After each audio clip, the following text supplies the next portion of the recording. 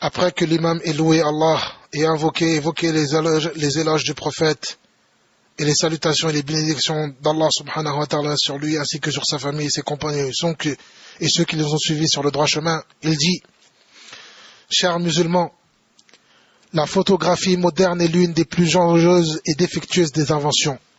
Elle capture le présent, conserve le passé et reconstitue les événements comme ils se sont déroulés.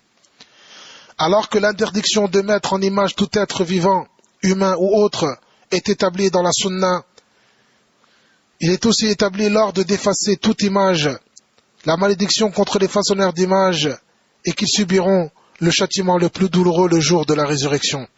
Ibn Mas'ud, qu'Allah soit satisfait de lui, a dit, le messager d'Allah sallallahu alayhi wa sallam a dit: ceux qui subiront le châtiment le plus douloureux le jour de la résurrection sont les façonneurs d'images. Ibn Abbas, qu'Allah soit satisfait de lui, a dit: j'ai entendu le messager d'Allah sallallahu alayhi wa sallam dire: tout façonneur d'images est au feu. Il aura pour chaque image qu'il aura façonné une âme qui le châtiera dans la géhenne. Ali, qu'Allah soit satisfait de lui, rapporte que le messager d'Allah sallallahu alayhi wa sallam a dit: ne laisse aucune image sans l'effacer, ni aucune tombe surélevée sans l'aplanir. Abu Juhayfa, qu'Allah soit satisfait de lui, a rapporté que le prophète sallallahu alayhi wa sallam a maudit le consommateur d'usure et celui qui le fait consommer. La tatoueuse est celle qui demande à être tatouée et le façonneur d'images. Il y a certains détails et quelques divergences entre les grands imams de jurisprudence et de fatwa à propos des images incluses et concernées par le texte. Cependant, ce que tous les ulémas et les sages condamnent à l'unanimité, considèrent comme étant l'une des pires injustices, l'un des plus grands péchés, l'un des plus horribles crimes, qui ne peut être commis que par une personne perfide de nature, au comportement ignoble, qui n'a aucune dignité, c'est d'utiliser la photographie à des fins, afin de violer toutes les limites, les droits, l'intimité des gens, les coutumes, les bonnes habitudes, et toutes les règles considérables. Ou bien de diffuser, d'échanger, de partager et de faciliter l'acquisition aux enregistrements audio et vidéo à caractère pornographique.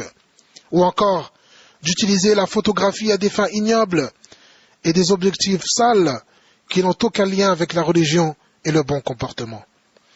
De prendre les autres en photo et en vidéo à leur insu, sans leur agrément, puis les diffuser sur Internet, afin de leur faire du mal et de salir leur réputation, ou alors pour les menacer et les faire chanter, ou bien pour se moquer du photographié, de le dénigrer, de le rabaisser, de l'injurier, de dire du mal de son pays, de porter atteinte à ses racines, ses origines, son métier, ses vêtements, son aspect physique, son langage ou sa tribu.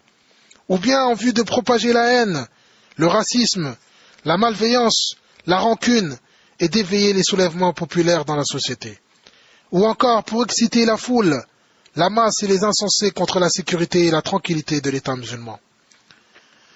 Ce qui est plus horrible encore, c'est de photographier les femmes, les jeunes filles et les parties intimes pendant les mariages, les fêtes et les occasions importantes, puis les diffuser pour qu'elles soient regardées et commentées. Certaines jeunes filles et certaines femmes prennent parfois à la légère l'envoi de photos vers leurs amis, leur famille, ou même vers un prétendant en mariage, exposant ainsi leur dignité, leur chasteté et leur réputation au danger, chose que personne ne ferait, sauf une femme faible d'esprit, plongée dans une insouciance profonde. Certains pervers se prennent en photo puis les propagent, alors qu'il a passé la nuit couvert par le voile de son Seigneur. Dès le matin, il dévoile la couverture que son Seigneur lui a fournie. Même les défunts, les malades et ceux qui subissent une épreuve, une sanction légale ou un blâme n'ont pas échappé à la photographie et l'humiliation publique. Quelle immense épreuve que la photographie. Quelle immense épreuve que la photographie. Elle a fait dévier les cœurs, fait disparaître les raisons et trembler les sociétés. À quoi, ô toi qui as diffusé ces photos, qui as propagé ces obscénités, sache que tu as propagé la turpitude, tu as fait du mal aux fidèles, tu as répandu la fitna dans le pays. Si tu ne te repens pas, alors attends un châtiment qui t'atteindra, ou un supplice qui te fera périr, ou une colère qui t'anéantira. Ton Seigneur observe et riposte. Personne ne peut lui échapper, et personne ne peut lui résister. Ton Seigneur te parlera sans aucun intermédiaire pour traduire, et te demandera à propos de tes actes d'humiliation et de tes erreurs, quelle sera ta réponse, quelle sera ton excuse. Ibn Daqiq al-Eid a dit, je n'ai prononcé aucune parole ou fait aucun acte sans préparer une réponse par laquelle je répondrai devant Allah. Ô toi qui as propagé ces images, ces vidéos et ces horreurs, tu porteras le fardeau de toute personne qui les aura regardées, le fardeau de toute personne éprouvée par ces images, le fardeau de toute personne qui s'y attache, le fardeau de toute personne qui les propagera à son tour. Certes, ils porteront leur fardeau et d'autres fardeaux en plus de leur propre fardeau, et ils seront interrogés le jour de la résurrection sur ce qu'ils inventaient. Qu'ils portent donc au jour de la résurrection tous les fardeaux de leurs propres œuvres, ainsi qu'une partie des fardeaux de ceux qu'ils égarent, sans le savoir, combien est mauvais le fardeau qu'ils portent. Celui qui appelle à un égarement sera chargé de son péché, ainsi que le même péché que celui qui l'aura suivi. Cela ne diminuera en rien de leur péché. Ô toi qui salis les réputations, sache que la récompense de toute œuvre d'obéissance est bien réservée. La sanction de chaque péché ne sera pas oubliée. Et Ad-Dayyan ne dort pas. Sois comme bon te semble, mais comme tu fais aux autres, il te sera fait. Tu boiras dans le verre que tu as servi, tu récolteras ce que tu as semé, et chaque injuste sera éprouvé par plus injuste. Allah a décrété que l'oppression aura raison des oppresseurs, et que tout oppresseur subira un détournement de situation. Celui qui cherche à dévoiler l'intimité d'un musulman, Allah dévoilera son intimité, et celui dont Allah dévoile l'intimité sera humilié en plein cœur de sa demeure.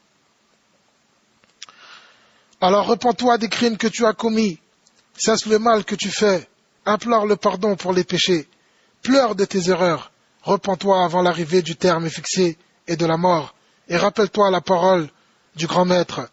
Ceux qui aiment que la turpitude se propage parmi les croyants auront un châtiment douloureux ici-bas, comme dans l'au-delà. Allah sait, et vous ne savez pas. Deuxième khutbah. Après avoir loué Allah et a évoqué les éloges et les salutations et les bénédictions du prophète, l'imam dit, chers musulmans, le dépôt est immense et la responsabilité est énorme. Les parents, pères et mères, ainsi que les enseignants et les enseignantes, les établissements scolaires, les responsables des médias et les responsables des médias, les imams, les ulémas, les prêcheurs, tous les dispositifs d'instruction et de surveillance ont tous le devoir de lutter contre ce phénomène et de propager la prise de conscience entre les musulmans afin de protéger les intimités et les femmes, de préserver la religion et la dignité et de maintenir la sécurité et le système de la société. Allah interrogera chaque fidèle à propos de la responsabilité qui lui a été confiée. L'a-t-il bien respecté ou bien l'a-t-il transgressé? هذه خطبة الشيخ صلاح البدير بتاريخ 11/6/35 و400 ألف.